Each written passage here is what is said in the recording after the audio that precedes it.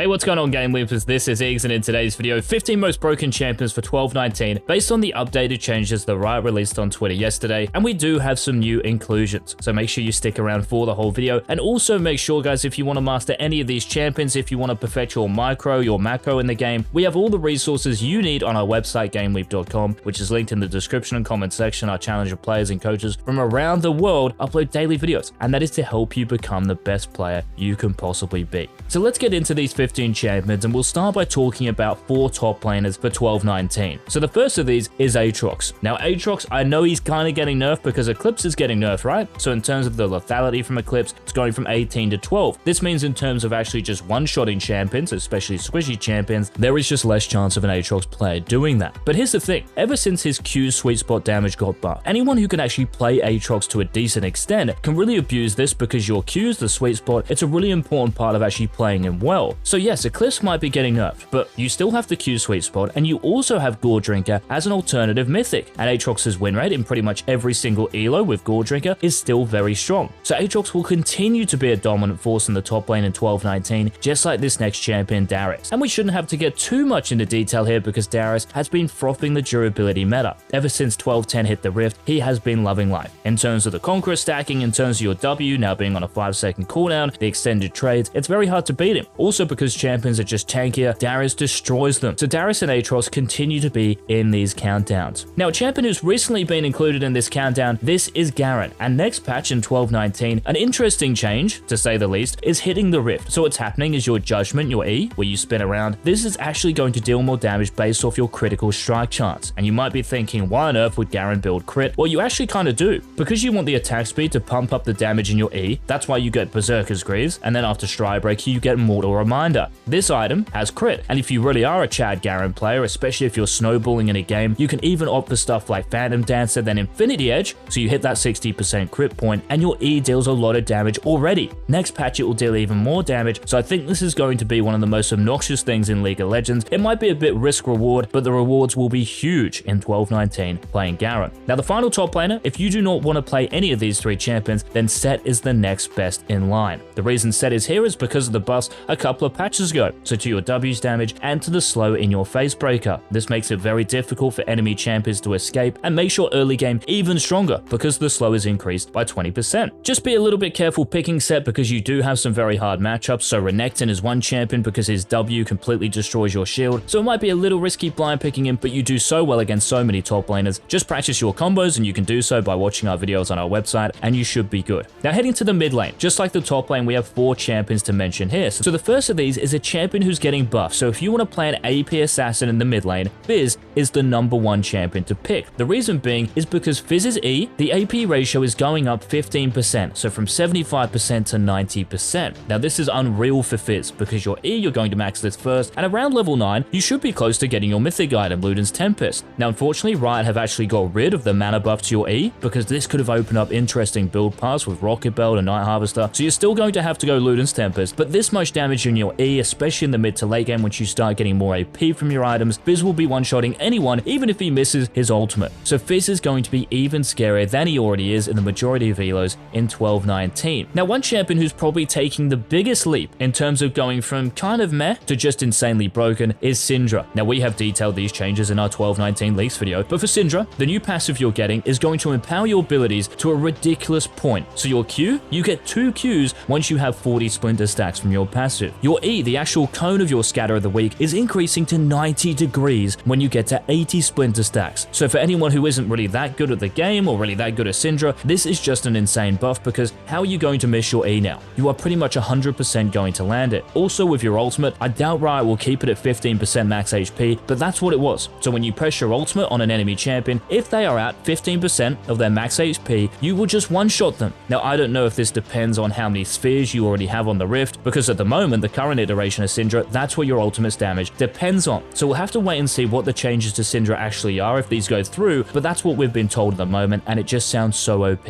Now speaking of so OP, if you don't want to play Fizz or Syndra, the next best AP mid laner is Vex. And ever since Riot buffed her Q, so 4 seconds at rank 5, so level 9, and more AP in this because of the AP ratio buff, this has really helped Vex actually play in this meta, because before the buffs, she was a C tier champion, hovering around 48% win rates. Now she's well above 50% in pretty much every every single elo, so she has to be in this video. And the final mid laner, guys, if you don't want to play an AP champion, then Zed is the #1 attack damage mid laner. Reason for this is because Zed, ever since Sustain got nerfed, so in terms of health potions, refills, corrupting potions, not healing someone as much, think about Zed. You're taking 3 health potions, right? So longsword, 3 health potions. Who else in the mid lane is taking 3 health pots? So naturally, you actually just out-sustain pretty much anyone, and because of the Scorch buff, because of your E buff, so the energy cost going down by 10, this makes your early game even better. Your mid to late game is still going to be insane, right? Because you are Zed, but the laning phase, because of these buffs, you will find yourself getting more kills and snowballing more games and therefore winning more. And in most elos, Zed is classified as an S+